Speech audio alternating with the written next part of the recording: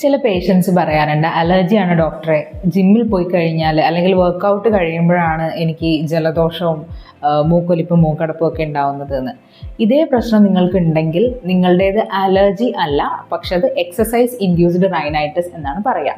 Okay, exercise induced rhinitis എന്ന് പറഞ്ഞാൽ നമ്മൾ എക്സസൈസ് ചെയ്യുമ്പോൾ അല്ലെങ്കിൽ നമ്മൾ ഫിസിക്കലായിട്ട് കൂടുതൽ ആക്ടിവിറ്റി ചെയ്യുന്ന സമയത്ത് സ്വാഭാവികമായിട്ടും നമ്മൾ ഡീപ്പറായിട്ട് ബ്രീത്ത് ചെയ്യും അല്ലെങ്കിൽ ഫാസ്റ്റായിട്ടും ബ്രീത്ത് ചെയ്യും.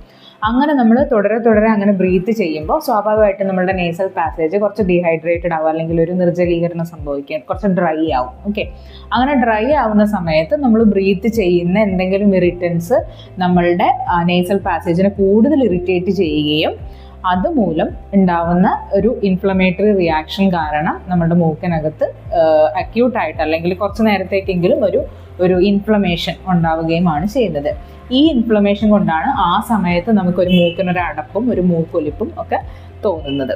ഇത് അലർജിയുമായിട്ട് ബന്ധപ്പെട്ടിട്ടുള്ള ഒരു കണ്ടീഷൻ അല്ല, എങ്കിൽ കൂടിയും അലർജി ഉള്ള ആളുകളിൽ ഇത് കൂടുതലായിട്ട് വരാനുള്ളൊരു സാധ്യതയുണ്ട്. അപ്പം നിങ്ങൾ ഡോക്ടറിനെ കൺസൾട്ട് ചെയ്ത് സംസാരിക്കുന്ന സമയത്ത് ഈ ഒരു കോസ് അല്ലെങ്കിൽ എനിക്ക് വർക്കൗട്ടിന് ശേഷമാണ് ഇങ്ങനത്തെ ബുദ്ധിമുട്ടുകൾ കൂടുന്നത് എന്നുള്ളത് പറയേണ്ടത് വളരെ അത്യാവശ്യമായിട്ടുള്ള കാര്യമാണ്.